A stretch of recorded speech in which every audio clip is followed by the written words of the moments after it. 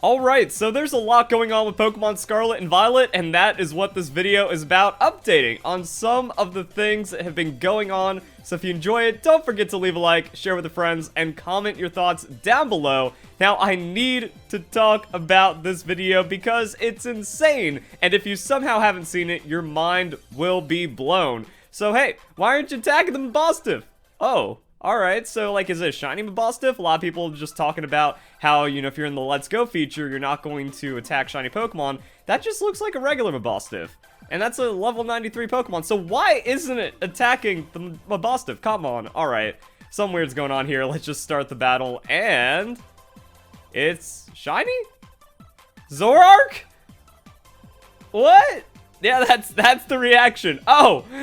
Oh, okay. So that's an interaction. That happens. That's Pokemon Scarlet and Violet. This reminds me of when Junichi Masuda responded to someone that found a wild, shiny, legendary Pokemon in Pokemon Let's Go. And it was one of those things where it never really ever happened organically because the odds were so astronomically low. People didn't know if it was actually possible. So even this guy's like, hey, is this the first case, Junichi Masuda? And he even responds like, yeah, that's the first I've seen. Maybe that's the first one that someone has found a wild, shiny, legendary bird. And just kind of the volume of the game, you know, over 10 million copies, which we're going to be touching on for the next story. But yeah, eventually you're going to have whatever low odds of a Zorark spawning, which is going to be disguised as a different Pokemon, but that disguise is going to be not shiny, which is apparently how the game is going to work in this case, and then they have to be using the Let's Go feature to have this interaction to find the shiny Zorark. Absolutely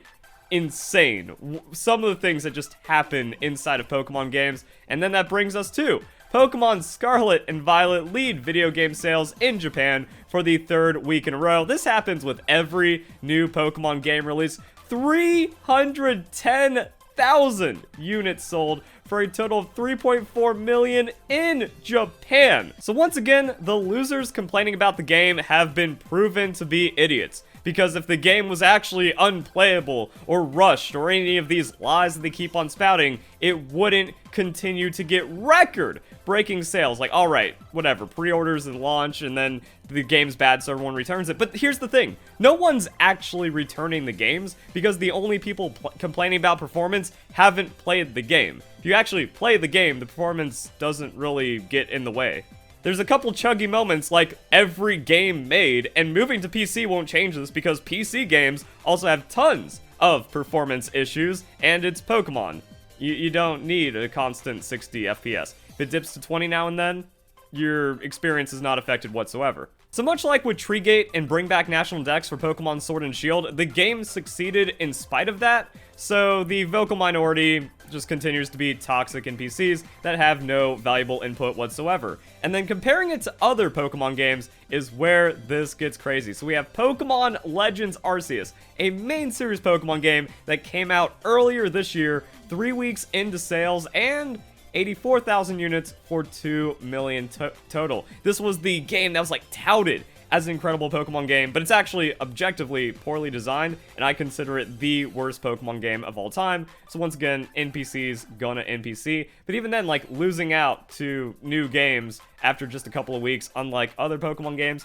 Pokemon Sword and Shield, 201,000 units for 2,200,000 total for the third week. Again, comparing that to like 300,000, 3.4 million. I also covered that, you know, Pokemon Scarlet and Violet selling over 10 million units in the first 3 days. Again, the games are actually the best Pokemon games when it comes to like the open world gameplay, so people just did not care. Then we can also go and check out some other things going on. Well, what was happening in April 2020? That's not a Pokemon game. Animal Crossing New Horizons, what ended up becoming the poster child for the Nintendo Switch because of a crazy set of circumstances, but also just a great game, is actually performing lower than Pokemon Scarlet and Violet for the same time frame. That is crazy. So 300,000 units with 3.3 million compared to 310,000 with 3.4 million, and that's just in Japan. A lot of Animal Crossing success came from overseas, again, because of what was going on in the world at the time. So when we get the Nintendo earnings report next year, things are going to get crazy. Also, we have like this. numbers been adjusted to reflect a revision of sales units in previous years. So it seems like Pokemon Sword and Shield just kind of like finding a million units. Same thing for like some of these other games, which is pretty crazy. But yeah, what is that first earnings report going to look like? How many sales for Pokemon Scarlet and Violet that we can compare that to the first couple of quarters for Animal Crossing New Horizons, and then Mario Kart, always just the console king.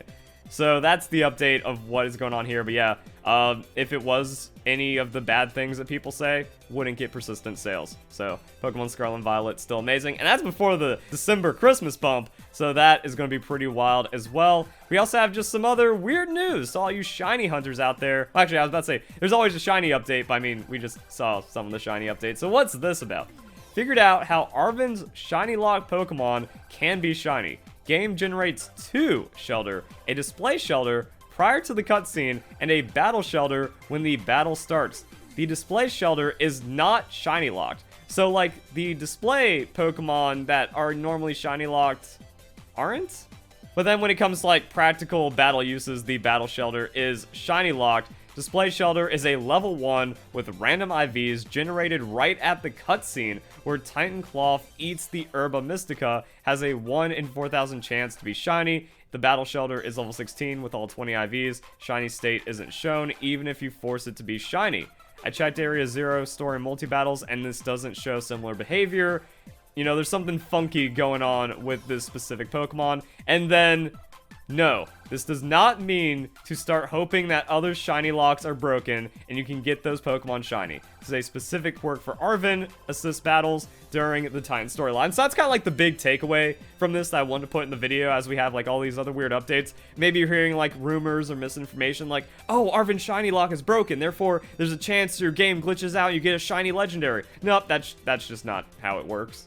I did a shiny guide. It talks about the shiny locks. I've also done a lot of other videos that kind of go over the necessary shiny encounters as they become a thing. Like the overworld Terra Pokemon, those can be shiny. Legendary Pokemon cannot be shiny. Starter Pokemon, those are all shiny locked. And then a few other Pokemon in the game as well. And no, you're not going to get like some insane 1 in a million god luck that breaks the game and glitches out because it's so poorly programmed by Game Freak. No, that's not the case. And then also some weird stuff going on in a competitive light. Weak moves like Nuzzle and Astonish seem to be secretly boosted to 60 base power by Terastal. First pick shows the Titan's hit points after 1 regular Nuzzle, second shows it after a Terra boosted Nuzzle. So yeah, it's the Titan barely taking any damage from a datamine Nuzzle, that makes sense. And then, whoa, he got chunked. Yeah, we all know Terra the same type becomes 2x damage instead of 1.5, but yo, that's way more damage, so naturally an investigation was underway. Update. I believe I figured out the precise conditions for this mechanic.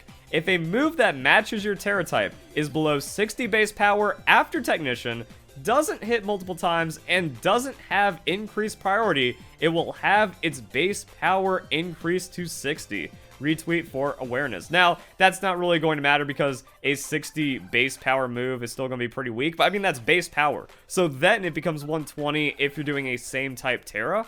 And you can see in those pictures that the damage increase can be somewhat significant. Unfortunately, you can't like cheese this because it can't have boosted priority, so it's not like, ooh, I'm just going to take a random Pokemon, make it normal Terra, give it like Facade or something, and then the quick attack gets 50% more damage. Unfortunately, it doesn't work that way because of boosted priority. Also, it's not like, oh, that's why Tandem Mouse is broken. No, that's not it. And then Technician interactions, which is kind of one of those things to where like, if a niche move gets the boost, you kind of feel it, and there is a floor to this, which kind of makes sense because of what we saw with Dynamax and Z moves, but it is weird that this is not documented, and it took a while to just kind of like find it, like go, wait, that's fishy, and then it took a little bit more time to kind of get a solid idea as to what's going on, despite all the data mining and all the other people playing the game. So still some hidden mechanics inside of Pokemon Scarlet and Violet, and then just some like wild theory things, like in theory,